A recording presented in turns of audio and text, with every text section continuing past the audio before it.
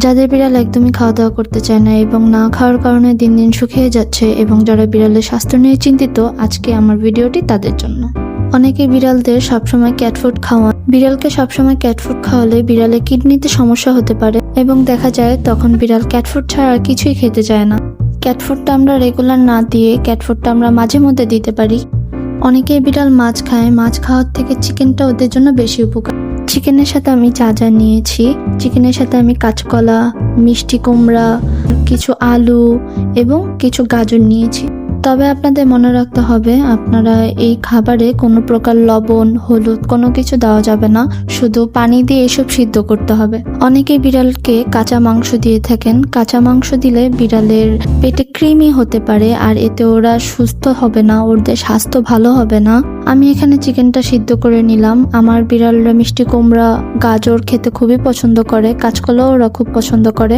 এই জন্য আমি এখানে মিষ্টি কুমড়া, গাজর, কাঁচকলা, আলু আর ওদের জন্য পরিমাণ মতন চিকেন নিয়ে নিলাম। আপনাদের এটা খেয়াল রাখতে হবে যাতে চিকেনের থেকে সবজিটা বেশি না হয়। যদি সবজি বেশি হয় তেমন পছন্দ করবে না।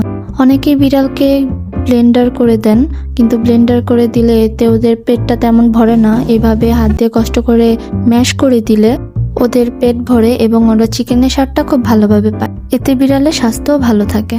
আপনারাও চিকেনটাকে একদম ম্যাশ করে ফেলবেন না। আমি যেভাবে মাখছি আপনারা এই যে এতটুকুই করে রাখতে হবে। আমি খাবার রেডি করতে করতে আমার মিমি সোনা আমার এখানে চলে আসছে। ওর খিদে পেয়েছে। ওদের এই খাবারটা এত পছন্দ যে আমি যখনই তৈরি করি ওরা সবসময় আশেপাশে ঘুরঘুর করতে থাকে ওদের কখন দিব।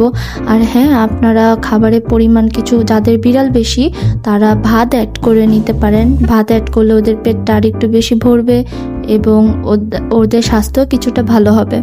আপনারা খাবারটা একদম শুকনো শুকনো রাখবেন না, কিছুটা ঝোল দিবেন। আমি এখানে কিছুটা ভিজিয়ে রেখেছি।